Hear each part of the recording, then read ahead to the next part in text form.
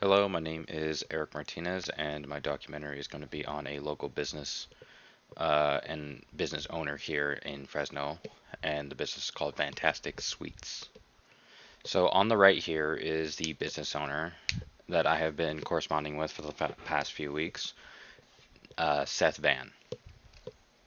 He is a owner of a local bakery called Fantastic Sweets, and as of recently, he has had very good traction. He has started to have different contracts to be a vendor for places like Rare Tea, Mochilicious, and as of recently, the owner of the Grand downtown Fresno has reached out to him and constructed a small area where he can sell his goods and cater to the lunch service at the Grand. Aside from these, he's also been highlighted on ABC 30. All this being said, Seth and his business have been taking very big steps forward, despite the fact that they have not even been open for a year. The business is still very much in its infancy, and the future does look very promising for Seth.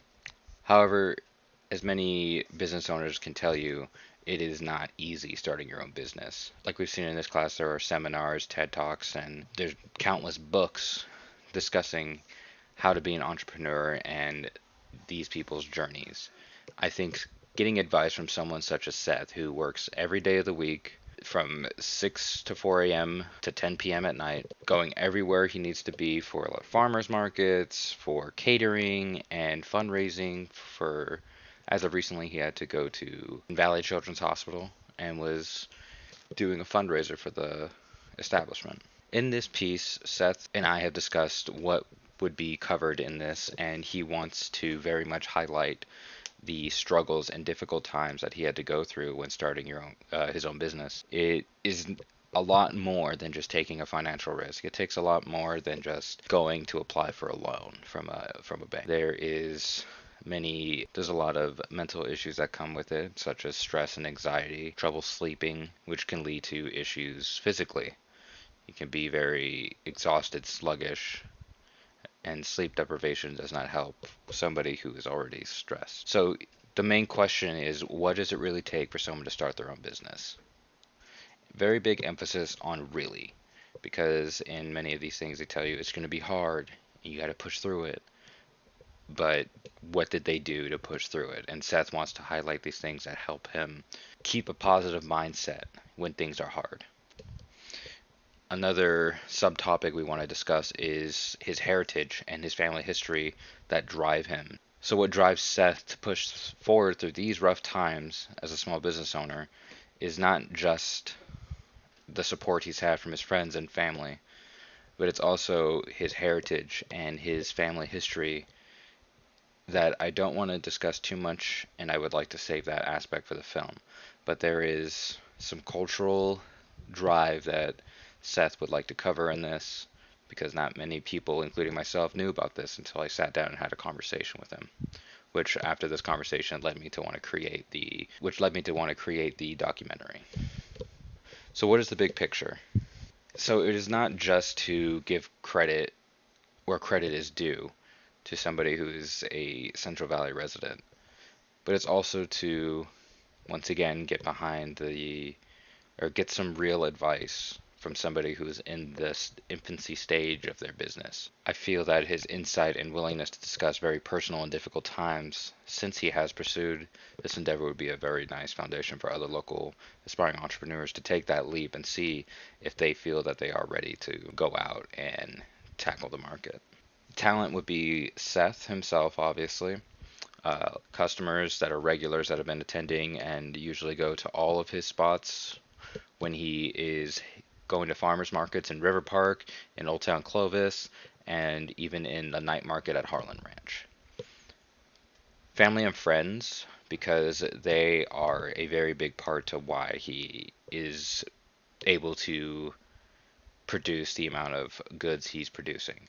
A lot of them have devoted their time and hours to working with Seth and helping him build, despite not being compensated pay wise, because being an early business, it's very difficult.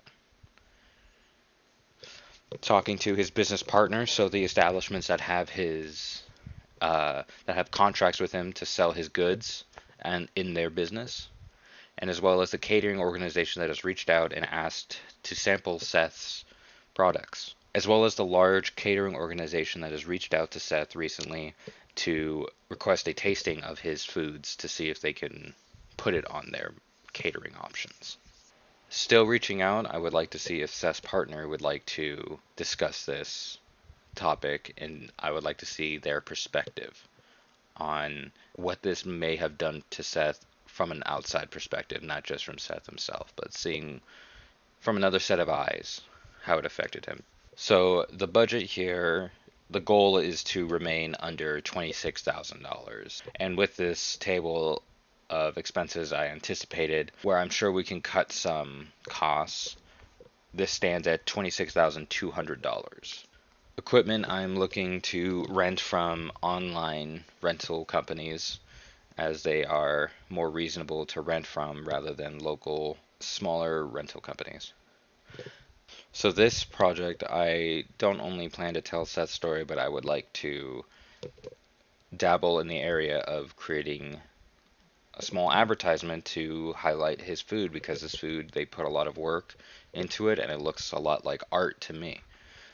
All of their galleries on his website, the foods look beautiful, and I would like to do them justice and practice my commercial and advertising skills and create this segment at the start of the documentary to really grab the attention of the audience. Of course, the B-roll will still maintain that very cinematic macro shot look throughout the entire film, but the big attention grabber I want is a very fast, high-paced song and other audio effects to go with my advertisement in the very beginning. This project I've had in my mind for a few months now, and I am going to be producing it for my Capstone 199 class, as well as doing work with Seth continuously after the first project. I still have a lot more footwork to do on this project in terms of planning, and I look forward to the rest of this class as well as my 116 class to get some more insight on what it's going to take to actually produce this film realistically. Thank you for watching.